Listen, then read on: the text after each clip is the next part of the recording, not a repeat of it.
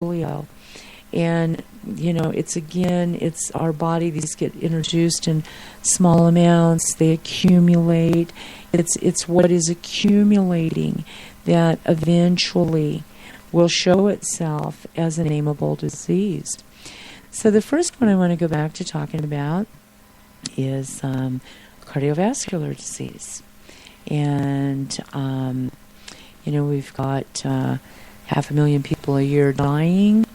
The other thing that we have is deaths alone from prescription drugs in the United States annually is over 200,000 people. 100,000 people, over 100,000 people annually are dying from wrong diagnoses, from medical error. It's estimated that 1 in 6 people end up with a wrong diagnosis, wrong treatment, toxic reactions to the medications that are given for a condition that the body is not even struggling with. So I'm going to go back here to the heart disease.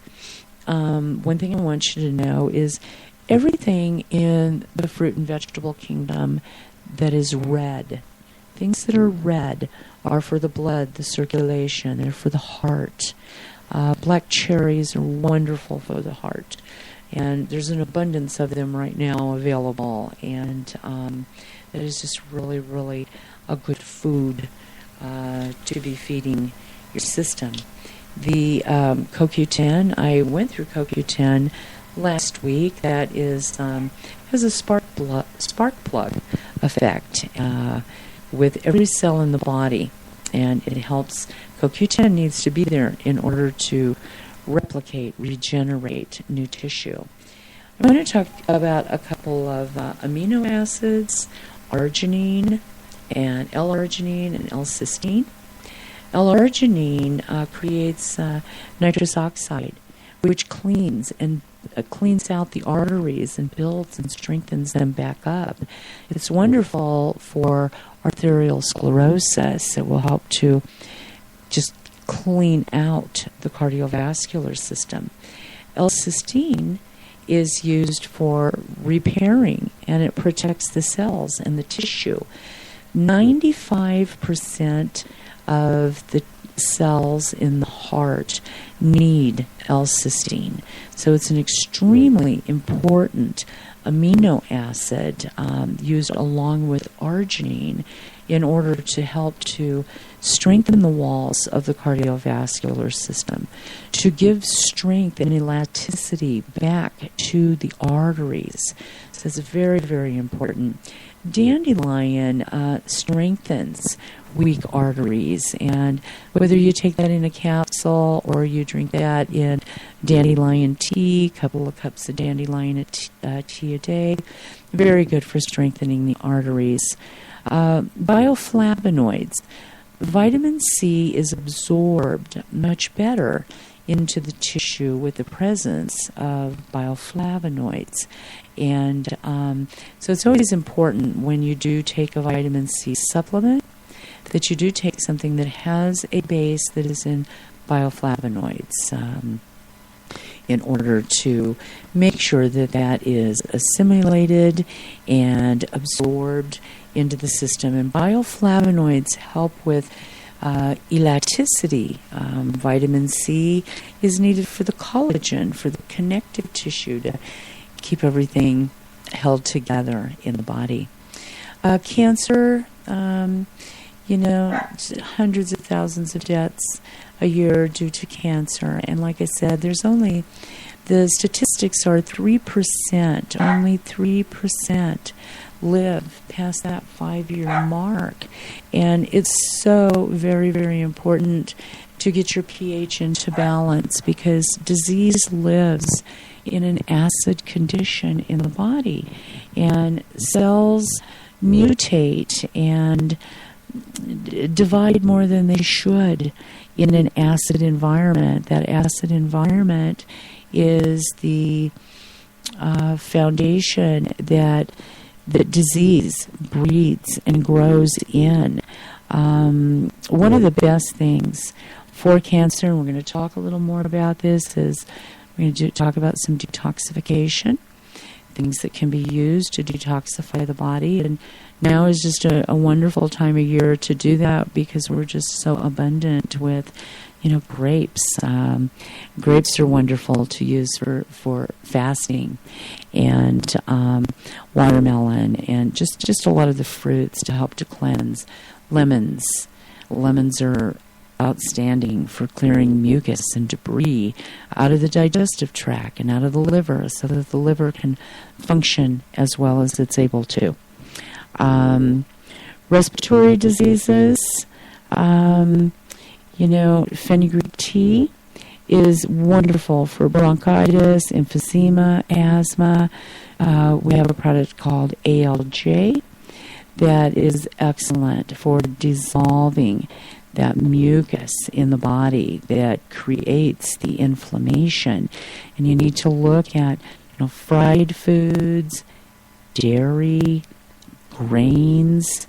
Those foods create congestion in the system. And when we have too much mucus forming foods in the diet, it needs to go somewhere, and it ends up in the throat. You're clearing the throat all the time. Bronchitis, inflammation of the bronchioles.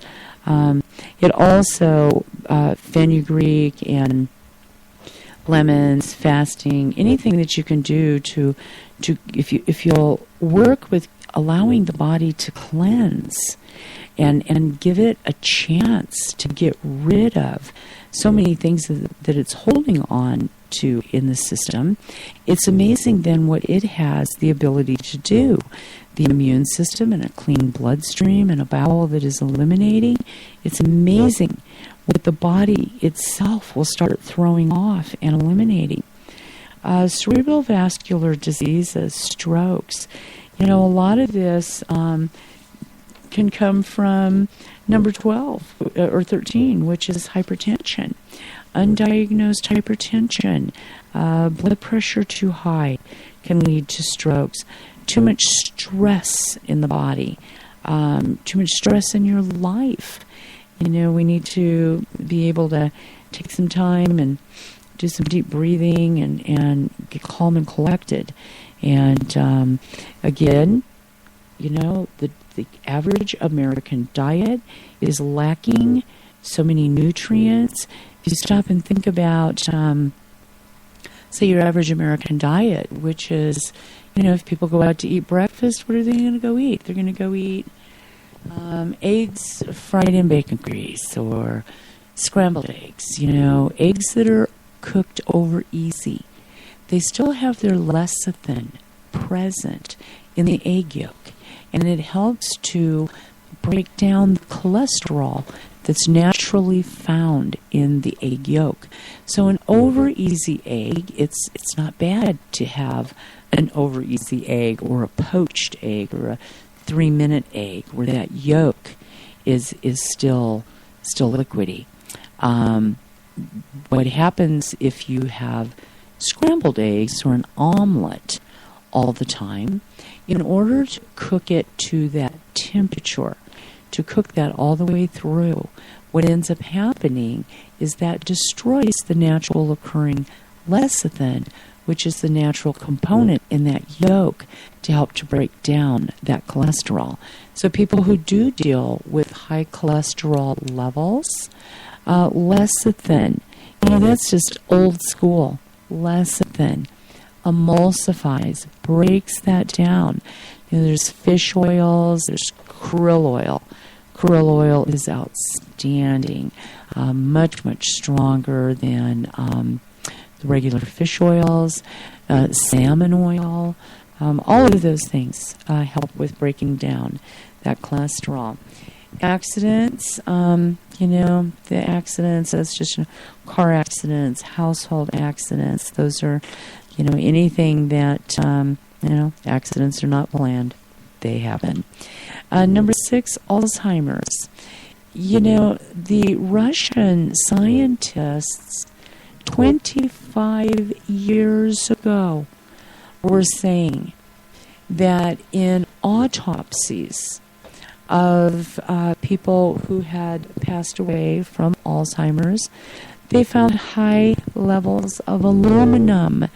So we need to really look at the aluminum chlorohydrate that's in all of these over-the-counter deodorants. Our skin is an absorption organ. Anything we put on the skin, we're going to absorb.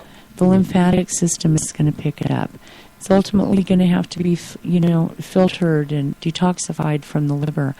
So when you're doing this on a daily basis all the time, what's happening is you're accumulating this in the tissue. Last week I had mentioned I have a very, very, very dear friend in the panhandle of Nebraska, and she has all these wonderful, beautiful goats.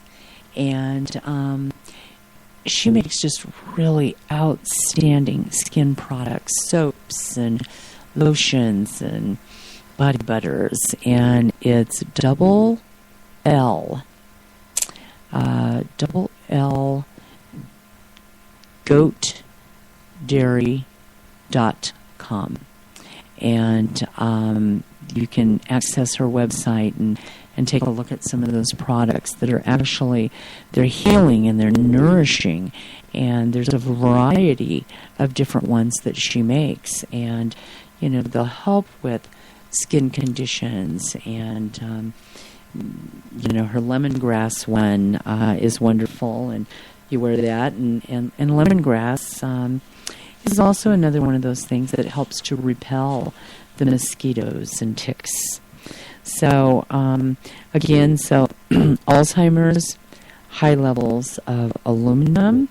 The other thing is, you stop and think about, for so many years, people cooked with aluminum. I do not cook with aluminum. Any time that I've had even a deli or my restaurant, everything was taken out of that kitchen as far as any type of aluminum cooking utensils. The best thing that you can cook your food in is stainless steel, or porcelain, or glass. And aluminum is soft, and it leaches, that aluminum leaches out into the food, and therefore that's how it is carried into the body. Number 7 is diabetes mellitus. This is an insulin resistance that develops over the years. It is the body's inability to break down and process carbohydrates properly.